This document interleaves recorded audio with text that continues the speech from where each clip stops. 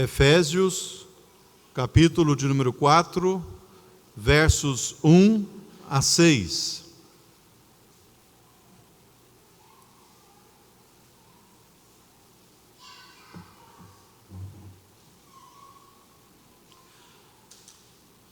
Assim diz a palavra de Deus. Efésios 4, 1 a 6. Rogo-vos, pois eu, prisioneiro no Senhor, que andeis de modo digno da vocação a que fostes chamados, com toda a humildade e mansidão, com longanimidade, suportando-vos uns aos outros em amor, esforçando-vos diligentemente por preservar a unidade do Espírito no vínculo da paz. Há somente um corpo e um Espírito, como também fostes chamados numa só esperança da vossa vocação. Há um só Senhor, uma só fé, um só batismo, um só Deus e Pai de todos, o qual é sobre todos, age por meio de todos e está em todos. Deus nos abençoe na compreensão da sua palavra, meus amados e queridos irmãos. Nesta noite nós vamos meditar a respeito da unidade da igreja. O nosso assunto é a unidade da igreja. Paulo encerrou no verso de número 21 do capítulo de número 3 a sua sessão doutrinária, que se compôs destes 3 primeiros capítulos desta carta. Normalmente Paulo encerra a sessão doutrinária com uma doxologia. A mesma estratégia, a mesma forma, o mesmo estilo nós encontramos na carta que ele escreveu aos Romanos. No capítulo de número 11, dos versos 33 a 36, nós temos ali a doxologia, encerrando a sessão doutrinária, para que no capítulo 12 de Romanos ele inicie a sessão prática ou colocando a doutrina em prática. Aqui não é diferente. Ele usou estes 3 primeiros capítulos iniciais para falar a respeito especialmente da doutrina da eleição, falar a respeito da importância do nosso crescimento na pessoa de Cristo Jesus, falar a respeito da nossa condição como pecadores e a necessidade que temos da operosa graça do Senhor em nossas vidas. Agora, portanto, estes próximos 3 capítulos tratarão de maneira prática a respeito de como deve ser a nossa vida cristã, a respeito de como deve ser o nosso proceder. Nós aprendemos como nos tornamos cristãos nos capítulos anteriores.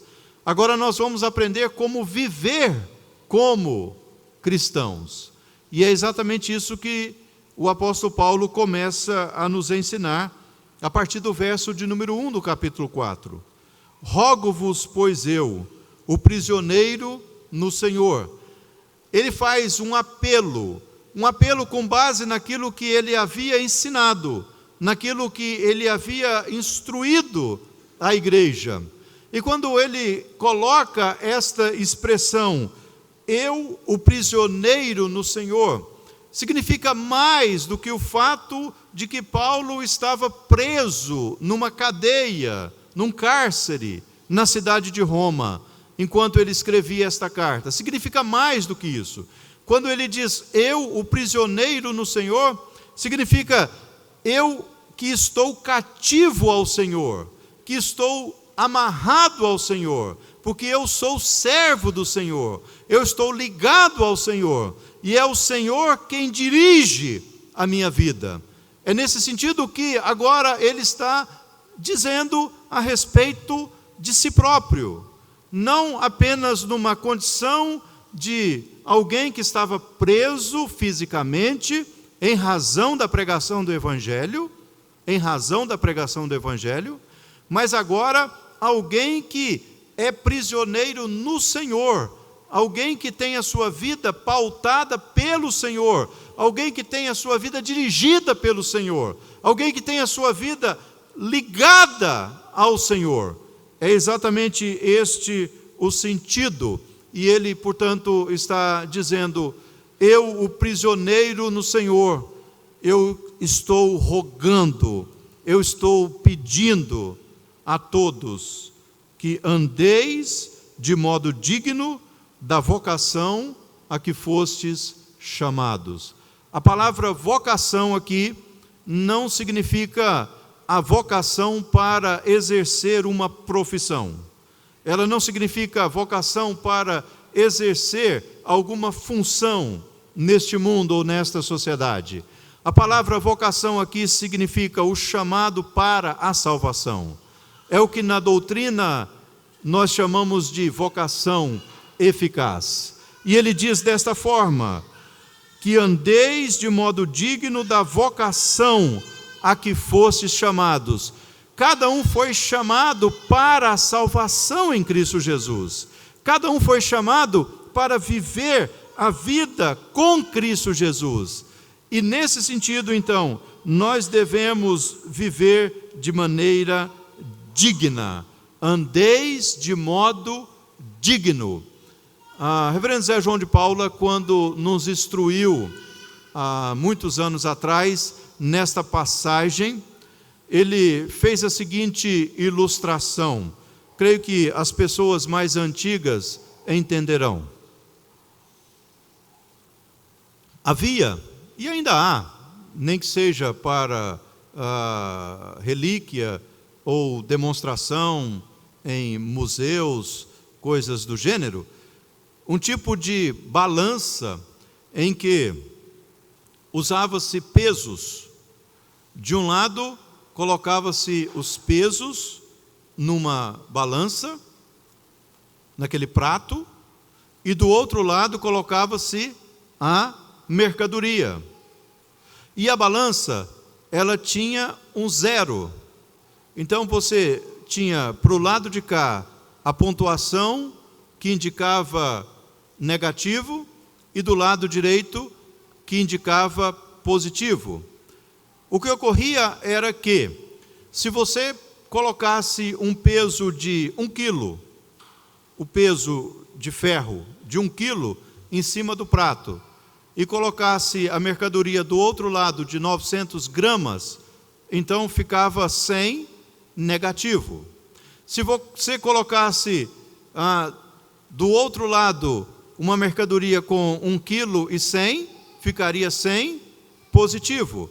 Mas se você queria exatamente 1 quilograma, então você tinha que colocar 1 quilograma de mercadoria para que o fiel da balança fosse estabelecido no meio, zerando. Aqui significa exatamente isso. Andar de modo digno do Evangelho ou da vocação a que fomos chamados é zerar no fiel da balança. Significa que a nossa vida precisa ter um contrapeso com a graça de Deus.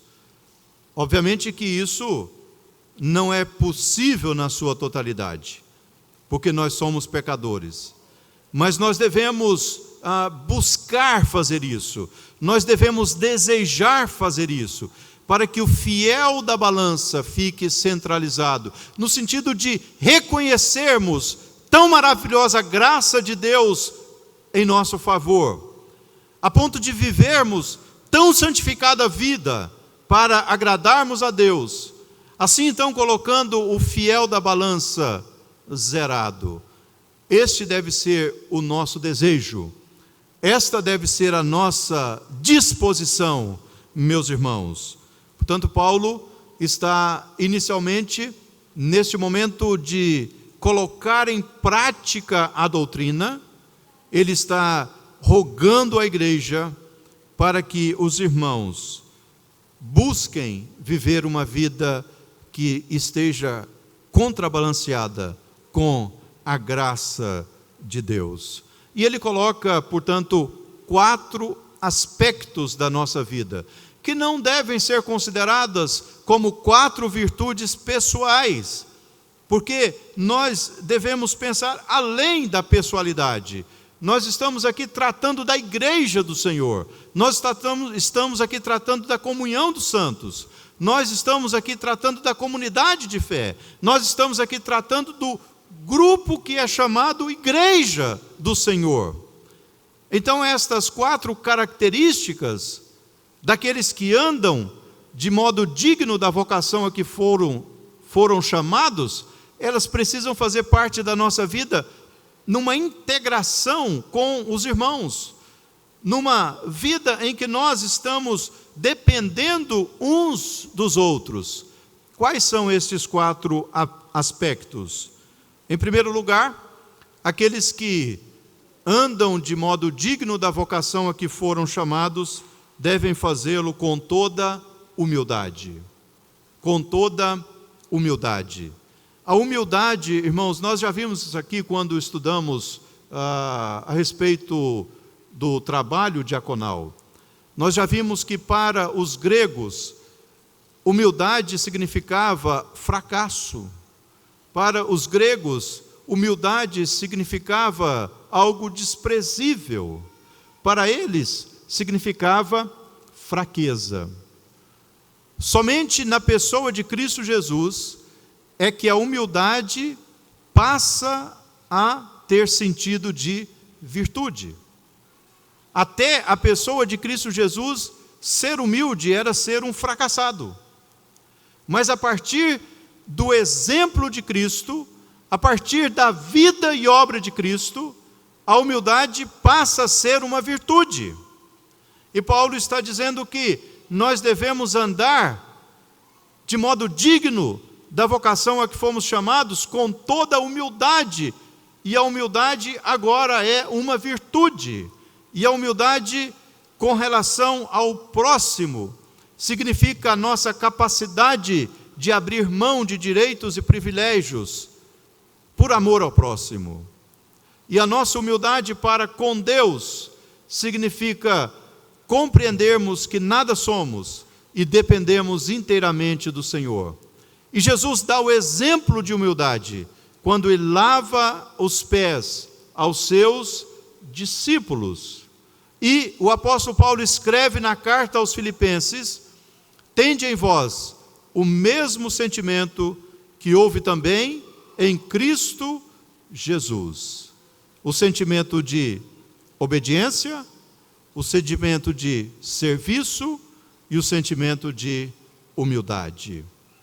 Nós vamos demonstrar que estamos andando de modo digno da vocação a que fomos chamados, se nós buscarmos ter um proceder humilde, um proceder em que nós reconheçamos diante de Deus que nada somos, ao mesmo tempo, um proceder em que nós reconheçamos diante do nosso próximo, conforme diz Paulo também aos Filipenses, que o nosso próximo é superior a nós mesmos. Mas Paulo também fala de uma outra virtude. Ele fala da mansidão. E a palavra mansidão aqui, originalmente significa mesmo domesticado. Tem este sentido daquele que é domesticado, mas vai além do ser domesticado. A mansidão aqui também significa, e essencialmente significa, submissão. Alguém que é manso é alguém que é submisso. Alguém que busca passividade, pacificação, melhor dizendo, diante das situações. Um exemplo disso é o exemplo de Isaac. Ele cavava um poço, entupia-se o poço que ele cavava. Ele cavava outro poço, entupia-se o poço que ele cavava. Mas ele não revidou. Ele foi um homem manso. A Bíblia diz que Moisés foi um homem manso, porque Moisés foi submisso à vontade de Deus. A terceira virtude que nos é apresentada é a longanimidade, uma palavra que por si só já significa o que é de fato. Longanimidade significa paciência, um longo ânimo. E nós só podemos demonstrar isso nas relações interpessoais. Eu sei que de vez em quando nós estamos tão estressados que não temos paciência nem conosco mesmos. Eu sei disso. Mas via de regra, não é assim que funciona. Via de regra, o nosso problema de falta de paciência envolve outro. Envolve uma outra pessoa. E não há melhor lugar de demonstrar paciência do que dentro da nossa própria casa. Depois disso, na igreja, que é a extensão da nossa família. E é exatamente aqui que nós precisamos ter longo ânimo. Assim como Deus tem paciência para conosco, nós precisamos ter paciência uns para com os outros. E por último, ele finaliza aqui dizendo: suportando-vos uns aos outros. E esta palavra, ela tem duplo significado. Tem duplo significado. Aqui pode significar o servir de suporte para que o outro não caia, servir de estaca, de esteio, para suportar o outro e não permitir que ele caia, mas também tem o significado da tolerância, de sermos mais tolerantes uns para com os outros, tolerarmos as falhas uns dos outros, tolerarmos os erros uns dos outros, tolerarmos as manias uns dos outros, o que não é tão simples assim. Se não é fácil para nós tolerarmos as manias e as falhas e os erros uns dos outros,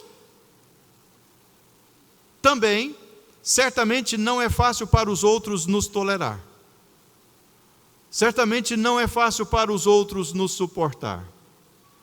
Por isso, andando de modo digno da vocação a que fomos chamados, nós precisamos observar estas virtudes, meus irmãos. Estas virtudes: a humildade, a mansidão, a longanimidade e a tolerância. E tudo isso só é possível ser exercitado por conta do amor. Porque tudo isso é feito ou deve ser feito em amor. Não há uma outra forma de nós andarmos dignos da vocação a que fomos chamados, exercitando estas qualidades, estas virtudes, observando estes 4 aspectos aqui, se não for em amor. Porque todos os nossos atos precisam ser realizados em amor. E todo gesto de amor, meus irmãos, vai exigir algum tipo de sacrifício, em menor ou maior grau. Qualquer gesto que nós tivermos, nós vamos ter um tipo de sacrifício. Nem sempre é fácil. E Paulo continua nos instruindo que nós andamos de modo digno da vocação a que fomos chamados, observando estas características, estas virtudes. Mas ele também exorta a igreja para que, ao andar de modo digno da vocação a que foi chamada, a igreja se esforce diligentemente por preservar a unidade do Espírito no vínculo da paz. É curioso isso. O amor, por si só, existe, porque Deus é amor. No entanto, nós somos exortados, dia a dia, pela palavra de Deus, a cultivarmos o amor. Ao mesmo tempo que a unidade, por si só, já existe, porque o Pai, o Filho e o Espírito são um. A igreja é uma. A unidade existe independentemente de nós, mas Deus nos dá a alegria, o privilégio, o prazer de nos esforçar para que esta unidade continue presente. Deus nos dá esta graça, e é isso que o texto está dizendo. Nós devemos fazer um esforço para que a unidade do Espírito seja preservada, e tudo isso no vínculo da paz. E de fato o esforço é nosso, com a graça de Deus, com a misericórdia de Deus, com o poder de Deus, mas é um esforço que nós somos convocados a ter. É isso que o texto está nos dizendo. Nós somos convocados a nos esforçar, e nos esforçar com diligência. A palavra diligência traduz aquilo que é o mais eficiente, o mais dedicado, o mais abnegado possível. Isso significa que, quanto depender de nós, tenhamos paz com todos os homens. E é exatamente isso que o apóstolo Paulo está nos ensinando, meus irmãos. Nós devemos fazer um esforço para que a unidade esteja sempre presente na casa de Deus. É nossa obrigação nos esforçarmos pela unidade. Agora, ele vai entrar numa outra sessão, mostrando-nos aqui a respeito desta unidade, mostrando-nos aqui o que significa exatamente esta unidade. E Paulo começa dizendo que há somente um corpo. Há somente um corpo. Esse corpo é a igreja do Senhor. Esse corpo é a igreja do Senhor. Podem haver, e existem, muitas denominações do cristianismo, do evangélico, do protestantismo, da igreja. Existem, nós sabemos disso. Mas só existe um corpo, cujo cabeça é um só, o Senhor Jesus Cristo. Esta multiplicidade de igrejas, de denominações que existem espalhadas pela face da terra, tudo isso tem a ver com a dureza do coração do homem. E Deus é misericordioso, e na sua infinita misericórdia Ele nos ajuda, nos abençoa, nos fortalece. Mas todos estes povos que estão por aí com o nome X, Y, Z, no final das contas faz parte de um único corpo, porque há somente um corpo. Há somente um corpo, e nós somos membros deste corpo, cuja cabeça é o Senhor Jesus Cristo. Existe apenas a igreja do Senhor Jesus Cristo. E nós fazemos parte desta igreja. Nós não somos esta igreja, porque essa igreja é muito mais abrangente do que nós possamos imaginar. Há somente um corpo, e há somente uma cabeça desse corpo, e o corpo é de Cristo.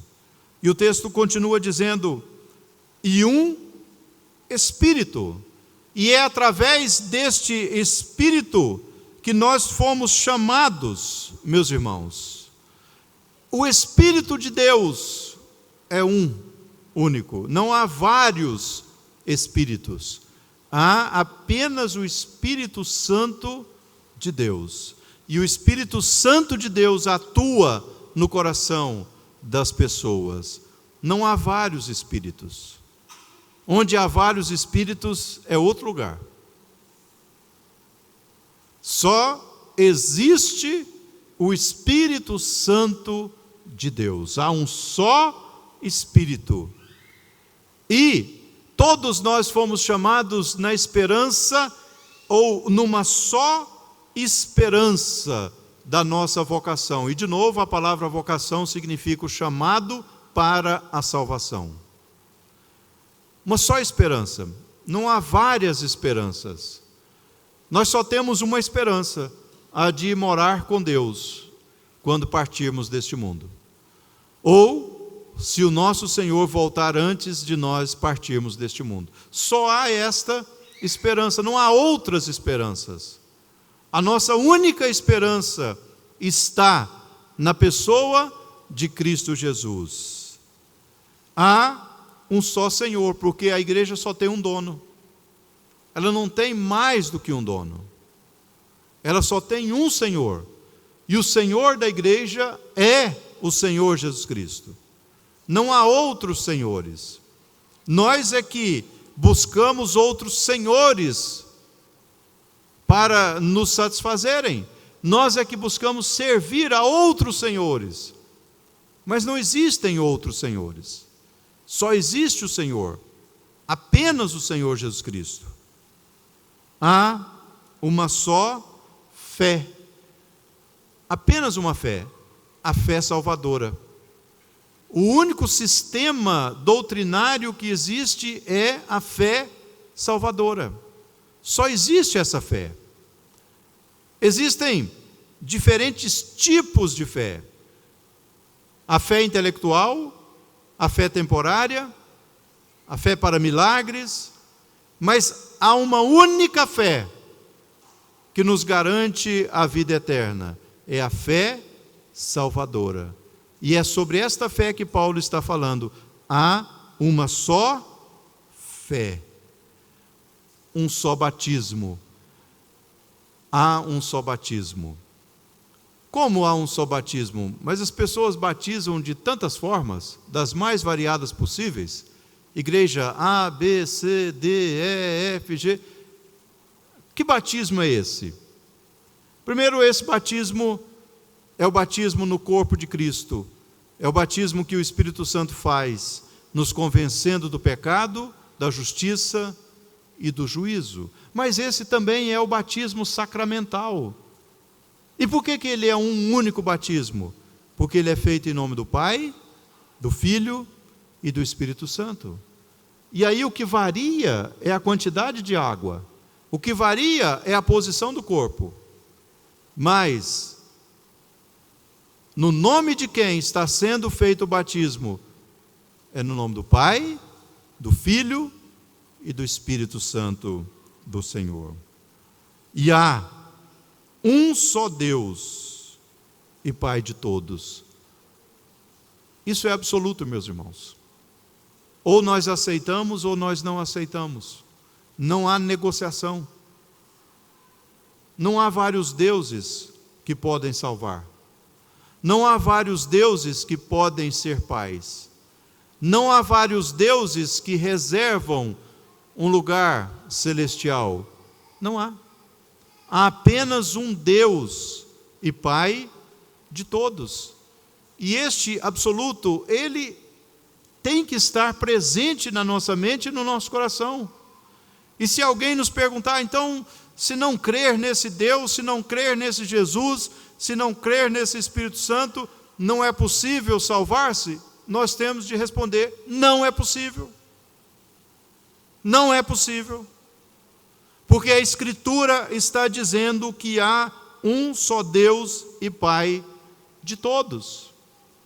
E o mais belo e magnífico em tudo isso, meus irmãos, é que esse Deus uno, que é Pai de todos nós, em primeiro lugar, Ele é sobre todos nós. Ou seja, Ele está sobre todos nós. Ele é a razão da vida de todos nós. Em segundo lugar, Ele age por meio de todos nós. Isso significa que qualquer pessoa na igreja do Senhor pode orar ao Senhor, que o Senhor vai responder a sua oração. Não precisa ser a oração do pastor, não precisa ser a oração do presbítero, não precisa ser a oração do diácono. Pode ser a oração da criança, pode ser a oração do adolescente, pode ser a oração da senhora e assim por diante. Porque Deus age por meio de todos e o Senhor está em todos. Eis que estou convosco todos os dias até a consumação dos séculos. Esse texto, portanto, nos ensina, meus irmãos, neste início de colocar em prática a doutrina que fora ensinada nos 3 capítulos anteriores. Esse texto nos ensina que Paulo, prisioneiro no Senhor, aquele que estava ligado ao Senhor, que a sua vida pertencia ao Senhor, ele está nos rogando para que a nossa vida tenha o fiel da balança no meio, para que nós entendamos tão maravilhosa graça e busquemos tão importante santificação, andando de modo digno da vocação a que fomos chamados. E nós vamos fazer isso na comunidade, nós vamos fazer isso na vida comunitária com os nossos irmãos. Em primeiro lugar, com toda a humildade. É na igreja que nós temos a oportunidade de ser humildes. Em segundo lugar, com mansidão. É aqui que nós temos oportunidade de revelar submissão. Em terceiro lugar, com paciência. É exatamente aqui que nós precisamos ser pacientes uns para com os outros. E em quarto lugar, tendo tolerância, meus irmãos, tendo tolerância, porque nós somos pessoas diferentes, mas ao mesmo tempo nós somos um no corpo de Cristo Jesus. E nós precisamos ser mais tolerantes uns para com os outros, nesta compreensão de que só existe uma igreja, só existe um Espírito Santo, só existe uma esperança da nossa vocação, só existe um Senhor, só existe uma fé, só existe um batismo, só existe um Deus que é Pai de todos, age por meio de todos e está em todos. Deus nos abençoe e busquemos de maneira diligente preservar a unidade do Espírito no vínculo da paz, entendendo que nós estamos aqui para uma vida de unidade e não uma vida de separação, de divisões ou de coisas semelhantes. Que Deus nos conserve esta unidade que temos vivido e que Deus nos ajude para que possamos viver para a honra e glória do seu santo nome.